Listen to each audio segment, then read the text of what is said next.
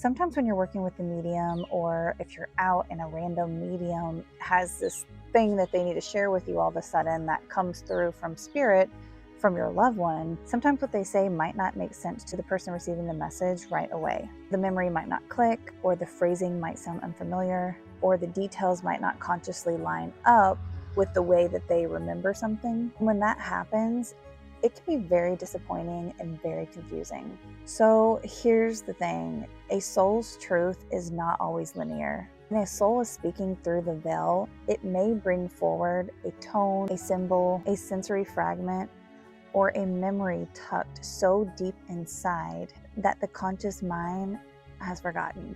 That doesn't make it untrue. It just means that it might not have fully surfaced yet. Sometimes the message is for now, sometimes the message is for later, and sometimes it's not even for the person, but for their soul.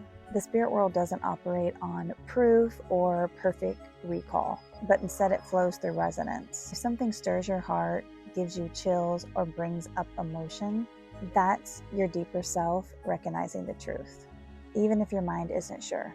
So if you've ever received a message that didn't quite land, please don't let that turn you away from spirit. Don't dismiss the messenger or yourself. Instead, stay curious, stay open, and ask for your own signs. Let the truth rise gently in its own time. And to the mediums, sensitives, and channels who risk sharing from that sacred in-between, keep going. You're not crazy, you're not wrong. Sometimes we're just ahead of the moment, and that's okay.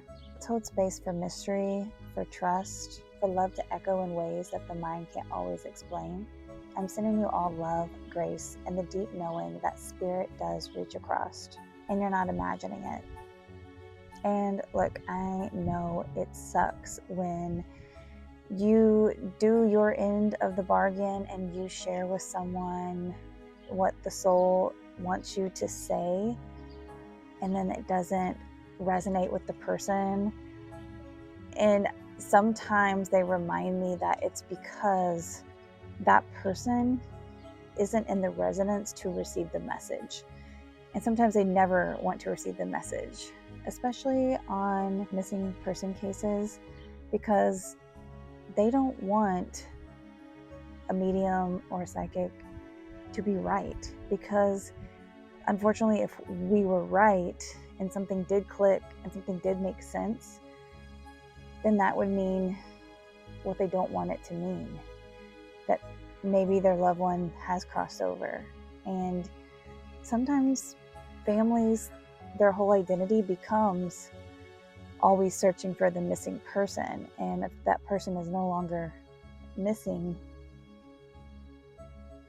then you shatter their whole world, their whole identity. I think now it would be fun to maybe share a video of one of my first times of sharing a message from someone who had passed away to somebody who didn't believe in that type of stuff. Yeah, I think I'm gonna do that in the next video. So I'm gonna film that next.